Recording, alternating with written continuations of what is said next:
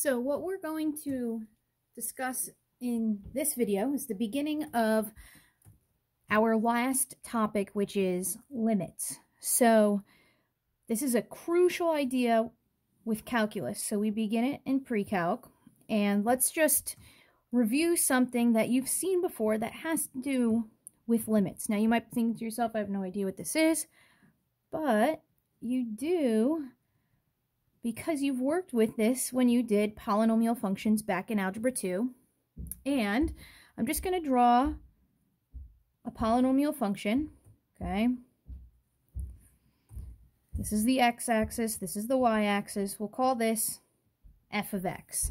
And what you have done that actually is a part of limits is you have studied the end behavior. So the left end behavior in Algebra 2, you did something like this. You said, as x approaches negative infinity, comma, f of x approaches some value.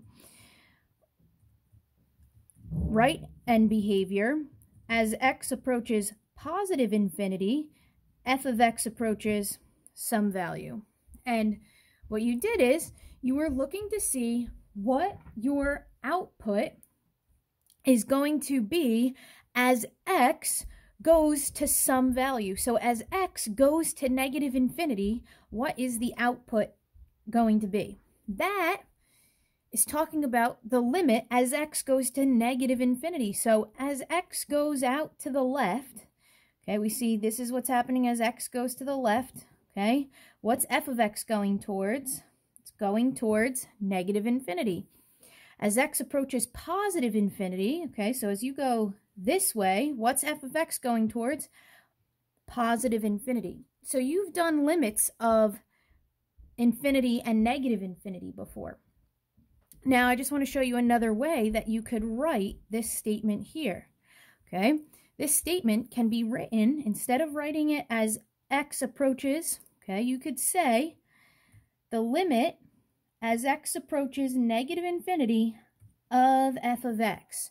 So what this is saying is, okay, this is the function, okay, what is that output going towards when x is going towards negative infinity? So as I go to the left, what is the output going towards? It's going towards negative infinity. Now this is the idea, okay, of limits, talking about as x is getting closer and closer to this value here, what is your output going towards? So we're going to write down a definition, and it might just seem a little difficult right now to comprehend, but once we go through a few examples, I'm sure we'll be able to understand the true definition of what is a limit. So let's just write it down for now. The definition is L equals the limit of f of x as x approaches c if and only if you can keep f of x arbitrarily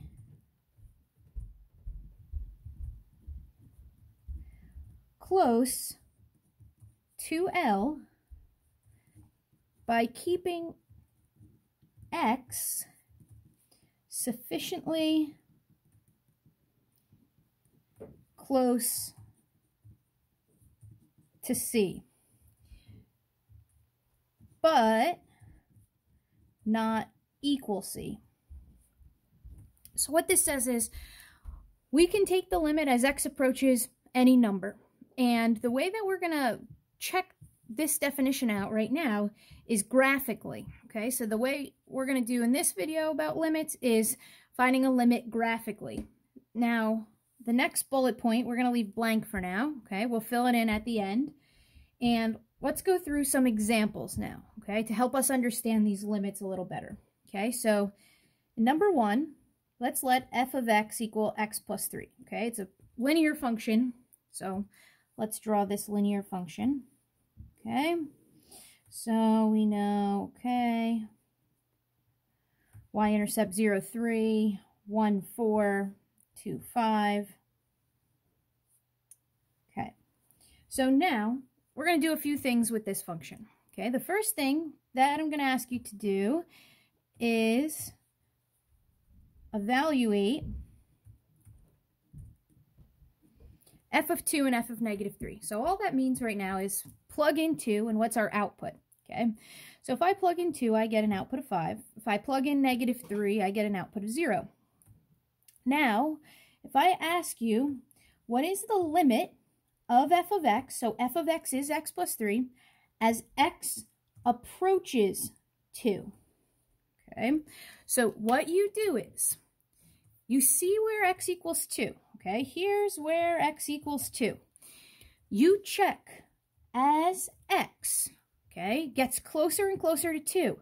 Now, x gets closer and closer to 2 coming in from the left side and coming in from the right side.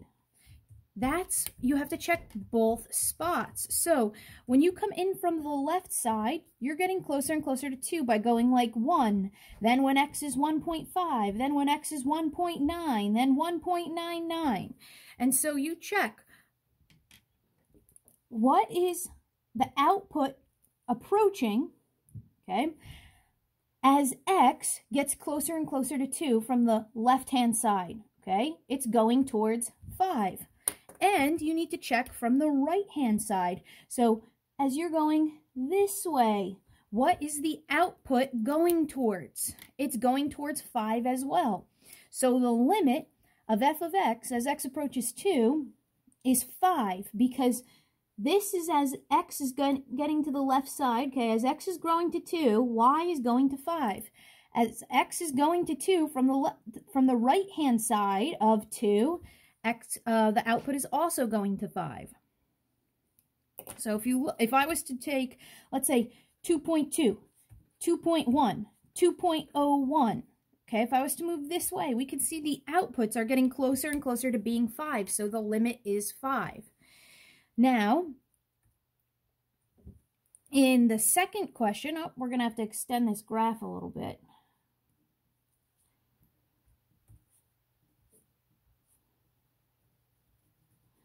Okay, so if I said, what's the limit of f of x as x approaches negative 3, you have to check from both sides. So here's where x equals negative 3. Okay, we could see we're defined, but we don't care about what we actually are at negative 3. That's what the definition of but not equal c means. Okay, we don't actually care about what's happening when x is negative 3. We care about when we come in from the left side. Here's the left side, okay? So like negative 4, negative 3.5, negative 3.1, negative 3.01, okay? What is the output going towards? So what's my output going towards as I get closer and closer to x being negative 3 from the left? 0. Then we check from the right side. So that's going to be like negative 2, negative 2.5, negative 2.9, negative 2.99. Those are x values.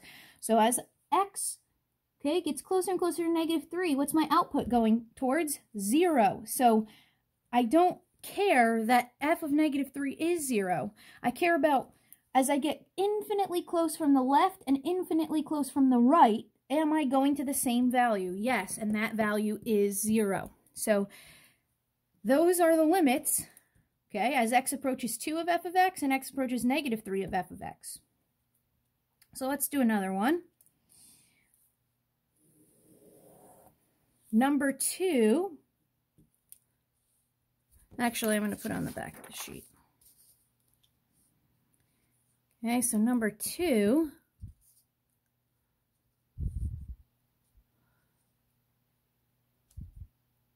we will let g of x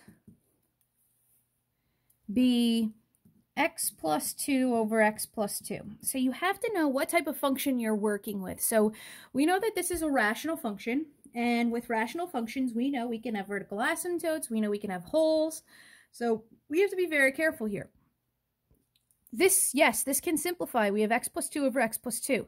But remember, common factor in the numerator and the denominator, these are going to cancel out, right? So this is the same as saying g of x equals 1, but x is not allowed to be -2. Now, is this going to be a whole, or is this going to be a vertical asymptote? Well, whatever it is, because x can't be some value, that means we have what's called discontinuity.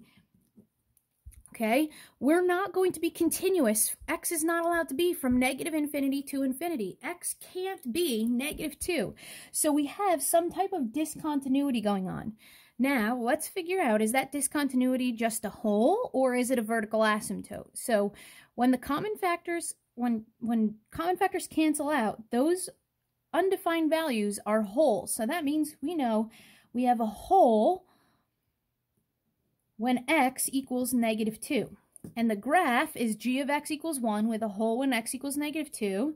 So we know the location of our whole is -2, 1. So if we draw this graph, we're going to see a horizontal line.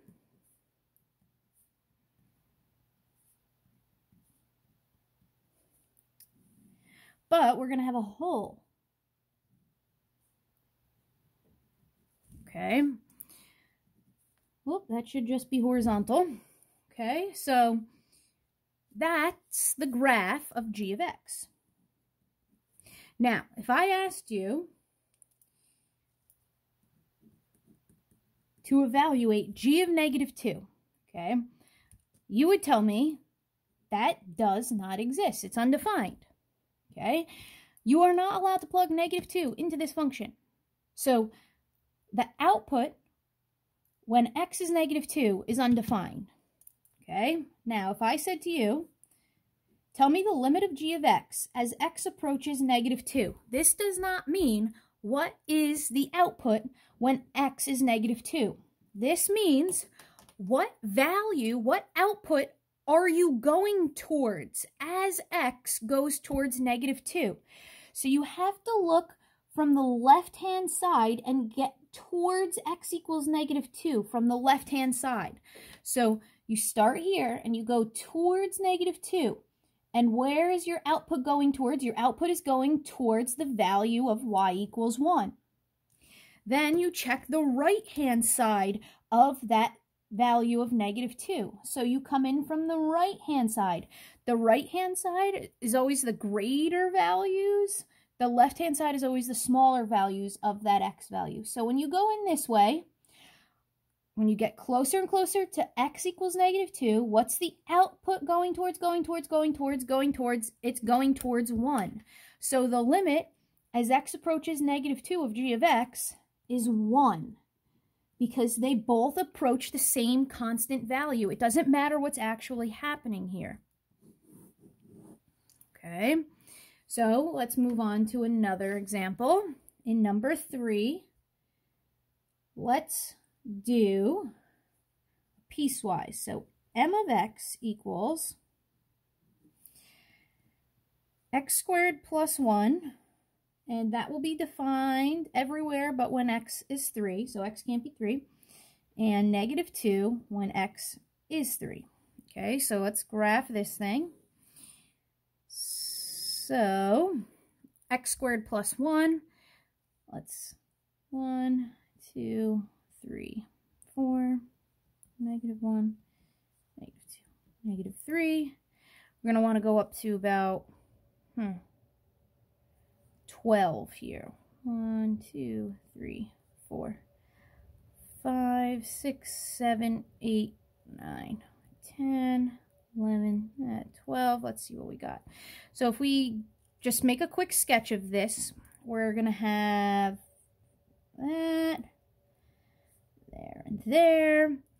At 2, it's going to be 5, but we're not defined at 3, but we're defined everywhere else. So we're going to have like a little hole at 3.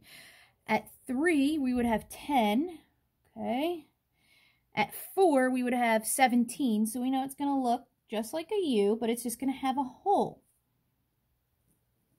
And when x is 3, we actually have a point, -2. Okay, so this is the graph of m of x. okay? It's a quadratic with a hole in it, and then when x is 3, the output is -2. That's our piecewise is telling us that. The function is telling us that. So let's do some work with this m of x, okay? So if I said evaluate m of -1 and m of 3, okay? So let's evaluate. So when x is -1, okay, we would want to plug it into this piece. So -1 squared is 1, 1 plus 1 is 2. And when m is 3, we didn't want to plug it into the first piece because 3 is not defined on the first, it's defined on the second. The output would be -2. Okay, but now let's talk about limits. So what's the limit of m of x as x approaches -1? So here's where x equals -1. As we come in from the left-hand side, what is your output going towards? Your output is going towards 2. As you come in from the right-hand side, what is your output going towards? 2. So the limit of m of x as x approaches -1 is 2. Now, let's find the limit of m of x as x approaches 3. So we check. Here's where x equals 3. Okay. As you come in from the the left-hand side, you can see the output is going towards 10.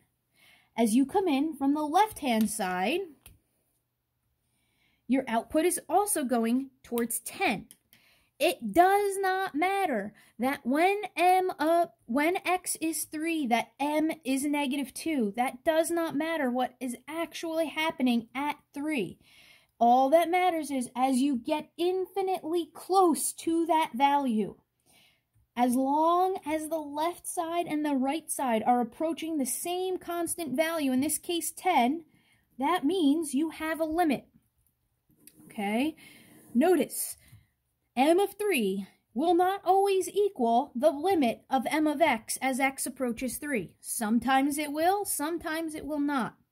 But notice, the limit still exists when x equals 3 because, or as x equals 3, because on the left-hand side, as you get infinitely close to 3 from the left-hand side, that's like 2.5, 2.9, 2.99, and infinitely close to 3 from the right-hand side, so like 3.5, 3.1, 3.01, you're approaching the same y value. That is how you know a limit exists. So let's do 2 more before we write something else down. So for number 4, why don't we write down n of x equals 1 over x minus 2. Okay, so we've got a rational function. Okay, we've got no common factor, so we've got no holes here. We know we have nothing left to simplify here, but there is some value that we know x is not allowed to be. X cannot be 2. So we have another discontinuity here. And this time it is not a hole. This time that discontinuity is a vertical asymptote. So if we make a quick sketch of this, we know we've got a vertical asymptote occurring when x equals 2. Now this helps to know about graphs of rational functions. This helps a whole lot. So we know, okay, we've got no holes. We know we've also got a horizontal asymptote of y equals 0. And if we were to plug in 3, x equals 3, 1 over 3 minus 2, that's going to be 1 over 1. We know that this will be 1, and the graph's going to look like that. And if we were to plug in x equals 1, we would get -1, and the graph is going to look like this. So here's a rough sketch of 1 over x minus 2, which is n of x. And the question I have for you is,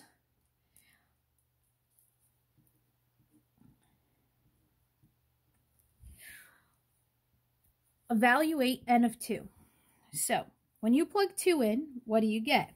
Well, you're not allowed to plug 2 in. This does not exist, okay? You cannot evaluate when when x is 2.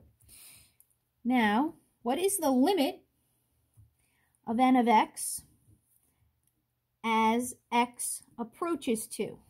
Okay, so now here's a different question.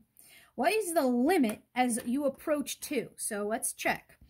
The left side limit, okay, as we get closer and closer to the left side, from the left side to x equals 2, our graph is going down, down, down, down, down. It's actually going to negative infinity. And as we come in from the right-hand side of 2, as we go towards 2, we're going to positive infinity. We are not approaching the same thing. One's approaching negative infinity, one's approaching positive infinity. So this limit does not exist because they are going to 2 different things. So your limit doesn't exist because the left-hand side, as you go towards 2, the left-hand side, your output is going to negative infinity. From the right-hand side of 2, your output is going to positive infinity. Therefore, the limit as x approaches 2 of n of x does not exist. Okay, so let's do another. Number 5. We'll let a of x equal, and we're going to do another piecewise here.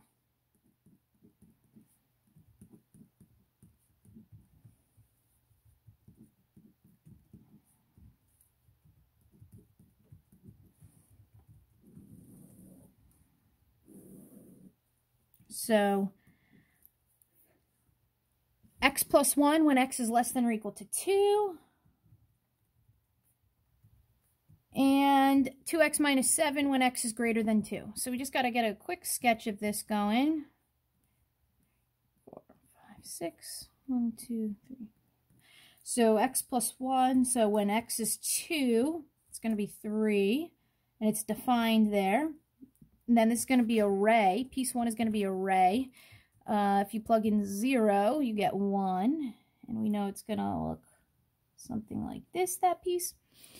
And let's graph the second piece of this piecewise function of a of x. So if I plug in 2, 4, negative 3, but it's not defined there. It's when x is 2, you're defining the first piece. Now let's just get another point. We know this second piece is going to look like array. So if I plug in 3, I get 6 minus 7, I get negative 1. So this is what a of x looks like. Okay, so it's made up of pieces. It's still a function. And if I asked you to tell me what a of negative 2 is, okay, a of negative 2, let's see, where would we evaluate that? Would we evaluate on the first piece or the second piece? We would evaluate on the first piece because that's where x is defined. Negative 2 is at less than or equal to 2. So that's going to be negative 2 plus 1. That's going to be negative 1. If I asked you to tell me what the limit of a of x is as x approaches negative 2, we're going to have to, right now, all we know is graphically looking at this function. So we're going to have to do a little bit more work. If we plug in negative 2, negative 2 plus 1 is negative 1. So we need to make sure we draw this a little accurately here. Okay. 1, negative 2. There we go. Negative 3. And so this question, what you have to look at is, as you come in from the left-hand side, okay, as we go this way, y is going towards negative 1. As we come in from this side towards x equals negative 2, y is going towards negative 1. So the limit here is negative 1. Now if I asked you to evaluate a of 2, a of 2, you would use the first function, the first piece of this function because that's where 2 is defined on the first piece. So that would be 2 plus 1, that would give us 3. Okay, now if I asked you to find the limit of a of x, as x approaches 2, we look from the left-hand side. Here is where x equals 2. Okay, so if we look from the left-hand side, here's the function to the left-hand side of 2, and it's going towards 3. Now the left-hand side, we're defined down here on the left-hand side of 2. On the right-hand side, sorry, I meant to say, the green, this is all the right-hand side of 2. The blue is the left-hand side, the green is the right-hand side. As I get closer and closer to 2 from the right-hand side of 2, my output is going towards -3. And here, it was going towards 3. You do not have a limit. The limit does not exist here because they are not approaching the same thing. If they were approaching the same thing, if it looked like this, that would be a different story, but it doesn't. So the limit of a of x as x approaches 2 does not exist. So what this brings up is something called one-sided limits. Okay, so if I asked you this question,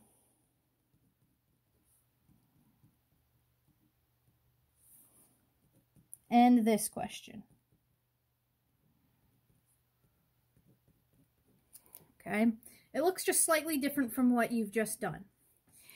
What this is specifically saying is, from the left side of 2.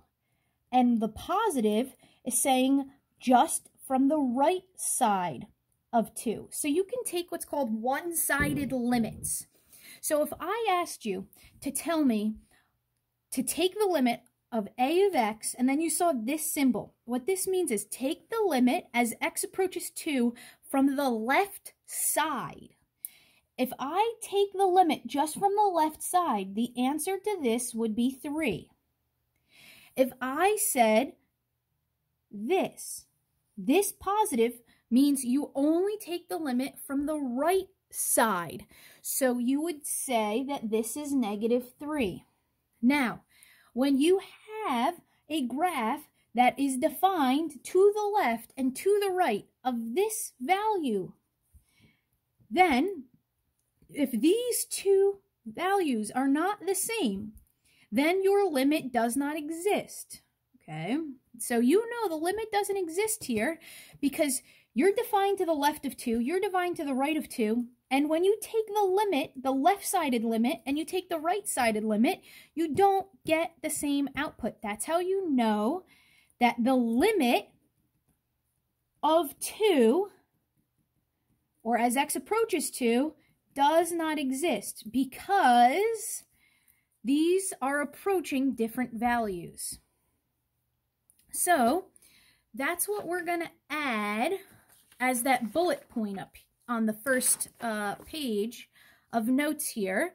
Okay, so when the left-handed and the right-handed limit exist, or the left side and the right side limit exist, so when the limit of f of x as x approaches c from the left and the limit of f of x approaches c from the right, okay, when they both exist,